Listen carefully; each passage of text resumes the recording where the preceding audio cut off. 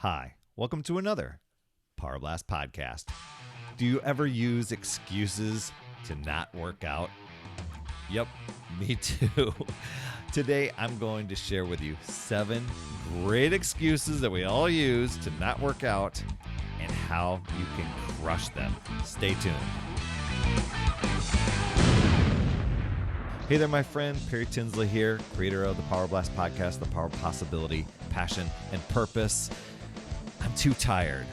I'm too overweight. I don't have time. I can't seem to get motivated. I have bad knees. The planets aren't in alignment. Whatever. We've all come up with excuses, right?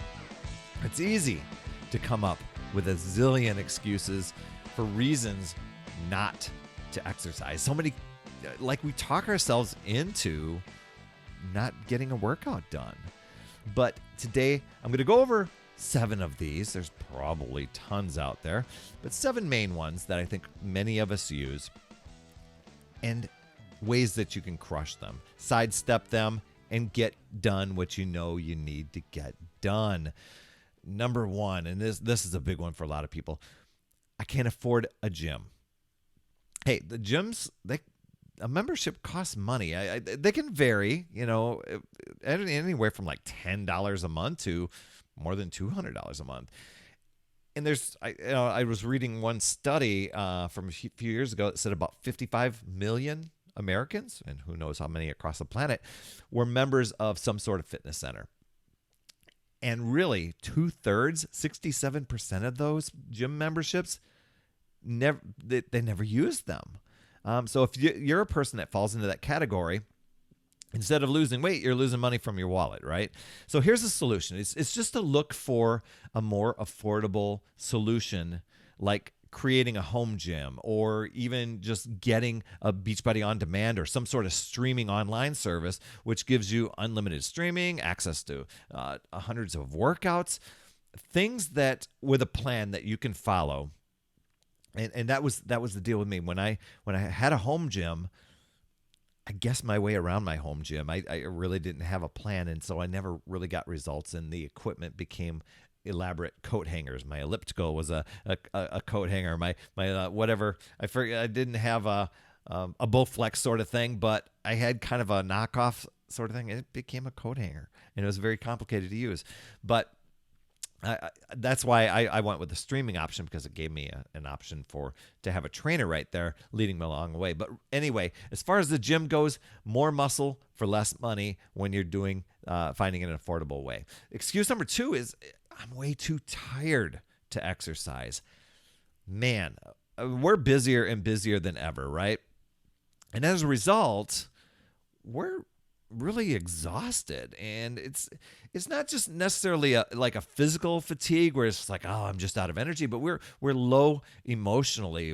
We're negatively drained, and that leads us to skipping our workouts because in our minds and even in our body, we're wanting to preserve what little bit of energy we have left. We could barely muster the energy to lift that heavy remote control to change the channel or get over to our favorite Netflix, right?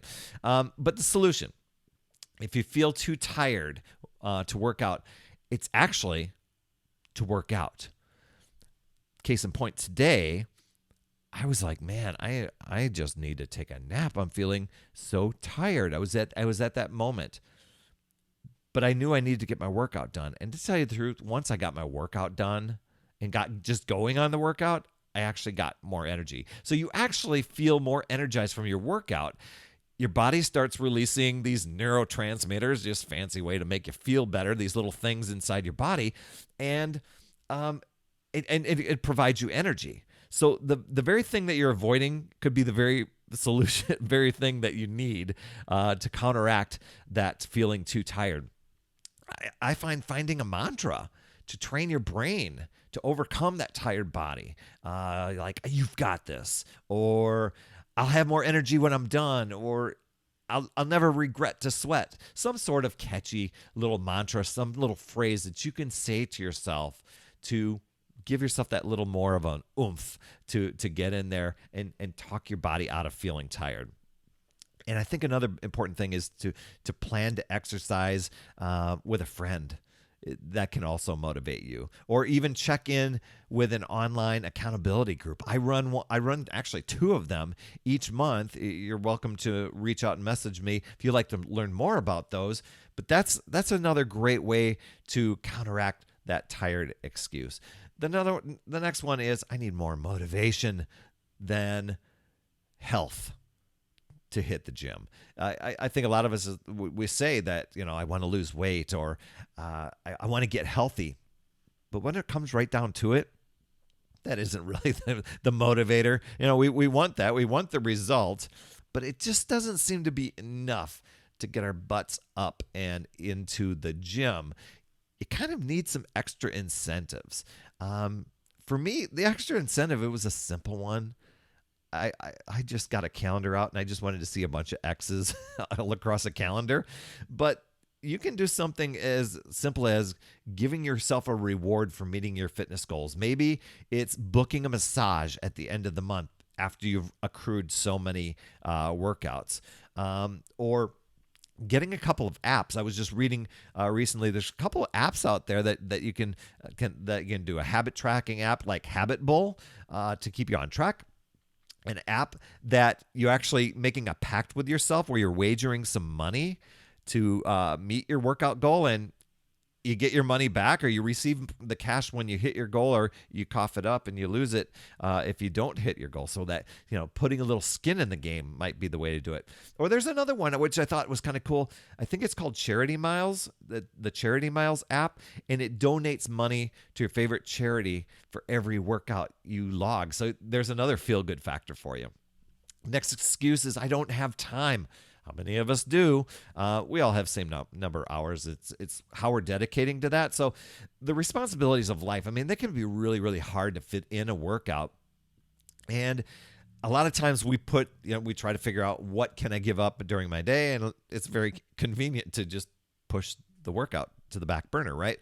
But instead of trying to find time, think about how you can make time. Now, I know that we can't really create time. We can't really lose time, but it's actually just looking at your schedule and finding a block of time in your daily schedule, booking it as if you're booking a lunch date with your friend, and just finding that time in your schedule where there's consistent time of, it's free of commitments, and that might be when you're wanting to turn on The Bachelor. That might be when you're wanting to, just veg out and take a nap.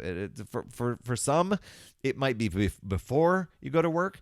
Others, it might be after work. That's what it was for me initially. It was like, man, I got home, I got the dogs outside, and then I got my workout done.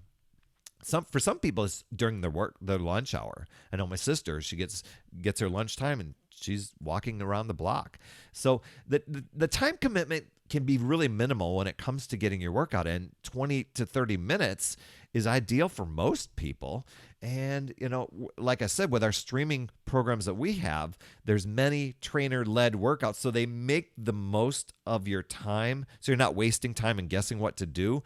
They're very effective and efficient in the time that they're using. So you can get a great workout in from 20 to 30 minutes, and then you're done. So I'll put a link in the show notes for you if you want to check more on that. Another excuse is I'm too old, or too fat, or too uncoordinated, or too embarrassed to exercise. That was me. I wouldn't go to a gym because I'd gotten so out of shape, overweight, and I felt kind of uncoordinated, and I really wasn't knowing what to do at the gym, so I just avoided it. It was just easier to avoid. But you know what? You can do something simple as going for a walk, or, like I said, streaming video workouts at home in the privacy of your own home, and that's what I did.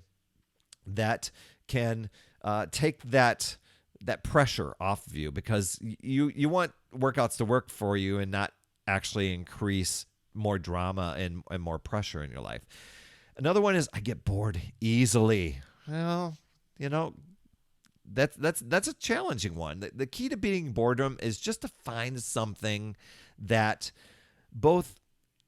I tell people find something that's within your fitness personality, something that you'll actually look forward to. I know exercise and working out can seem like a chore and not always the most enjoyable, but the results and the benefits are enjoyable. So if you can find something that is more creative, that makes you come alive. I think you'll find by trying some different things, you'll find that thing, that certain workout routine that fires that you'll really get into. So I think even switching things up every few weeks, or maybe even every month or so you're not falling into some sort of boredom trap. Your gym might offer different classes to choose from.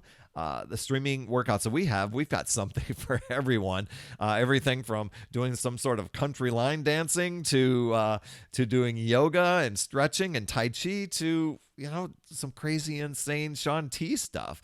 So there's something for everyone, a wide range of exercise styles and intensities and ability levels. So you've got to try those things, and that's where I've found my niche over the years, because the elliptical wasn't doing it for me. I just got bored and eventually just avoided the $2,000 machine I put in my bedroom. Another excuse is I don't like to sweat. I can appreciate that one. Then try something that's lower paced or slower paced, something that emphasizes stretching and controlled movements, like beginner yoga classes or full body stretching or Tai Chi. Those can be some things. If you're finding it challenging, just look for things that are low impact. Now, low impact doesn't mean you're not going to sweat. I'm going to tell you what, my wife is doing a low impact one, a bar workout that she's doing from home, and there's sweat involved. But just as I'm brainstorming here, just find something that is just kind of at that slower pace. Maybe it is the yoga or the Tai Chi that's really something that's going to benefit you that way.